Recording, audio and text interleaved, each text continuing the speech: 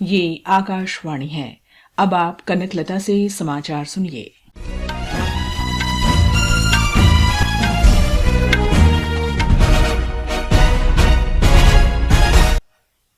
लोकसभा चुनाव की कल होने वाली मतगणना की सभी तैयारियां पूरी हो गई हैं।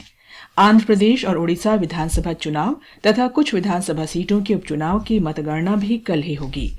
वोटों की गिनती सवेरे 8 बजे शुरू होगी।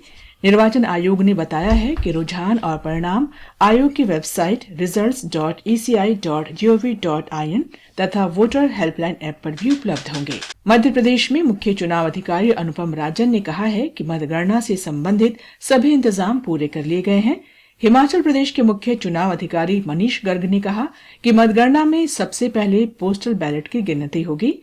महाराष्ट्र में भी सभी तैयारियां पूरी कर ली गई हैं। झारखंड के मुख्य चुनाव अधिकारी के रवि कुमार ने बताया कि राज्य में 14 मतगणना केंद्र बनाए गए हैं। ओडिशा में 168 मतदान केंद्र बनाए गए हैं। मुख्य चुनाव आयुक्त राजीव कुमार ने कहा है कि लोकसभा चुनाव में 64 करोड़ से ज्यादा मतदाताओं ने मताधिकार का प्रयोग कर विश्व रिकॉर्ड बनाया है।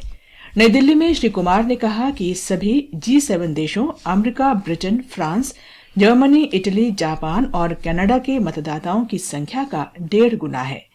उन्होंने कहा कि इस लोकसभा चुनाव में 31 करोड़ से ज्यादा महिला मतदाताओं ने वोट डाला, जो दुनिया में अब तक का सबसे ज्यादा है।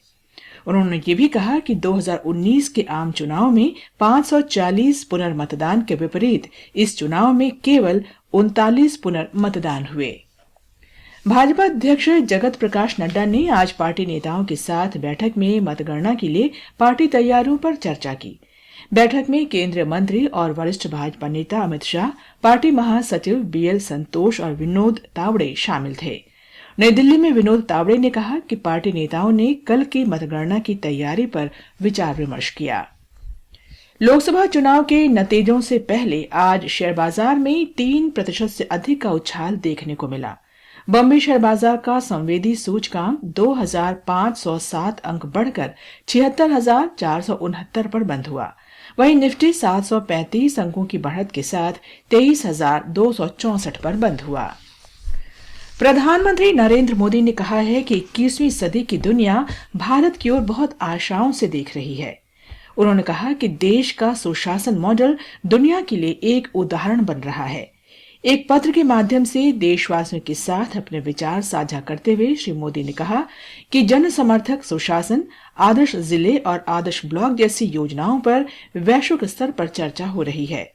उन्होंने कहा कि केवल 10 वर्ष में 25 करोड़ लोगों को गरीबी से ऊपर उठने के लिए सशक्त बनाना महत्वपूर्ण है।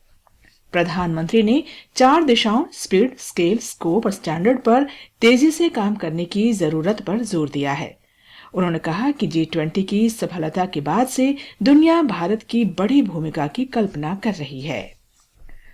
मध्य प्रदेश में कल राजस्थान राजगढ़ सीमा के पास एक ट्रैक्टर पलटने से 13 लोगों की मौत हो गई और 15 घायल हो गए। राजस्थान से लोग ट्रैक्टर में सवार होकर एक विवाह में शामिल होने के लिए मध्य प्रदेश जा रहे थे। राजस्थान राजगढ़ सीमा के पास ट्रैक्टर पलट गया। 2 लोगों की हालत गंभीर है और उन्हें अस्पताल में भर्ती कराया गया है। राष्ट्रपति और उपराष्ट्रपति ने दुर्घटना में लोगों की मौत पर दुख जताया है। प्रधानमंत्री नरेंद्र मोदी ने तमिलनाडु के पूर्व मुख्यमंत्री M करुणानिधि की 100वीं जयंती पर श्रद्धांजलि दी है। श्री मोदी ने कहा कि जनसेवा के लंबे समय में करुणानिधि ने तमिलनाडु के लोगों और राज्य के विकास की दिशा में काम किया। राष्ट्रीय राजमार्ग प्राधिकरण ने देश भर में टोल टैक्स में औसतन 5% की बढ़ोतरी की है। बढ़ा हुआ शुल्क आज से लागू हो गया है। राष्ट्रीय राजमार्ग नेटवर्क में 900 से अधिक टोल प्लाजा हैं। ICC T20 विश्व कप क्रिकेट में आज रात 8 बजे श्रीलंका और दक्षिण अफ्रीका आमने सामने होंगे। आज सुबह एक रोमांचक मुकाबले में सुपर ओवर में नामीबिया ने ओमान को हराया। भारत का पहला मुकाबला बुधवार को आयरलैंड के साथ होगा। इसके साथ ही ये समाचार बुलेटिन समाप्त हुआ।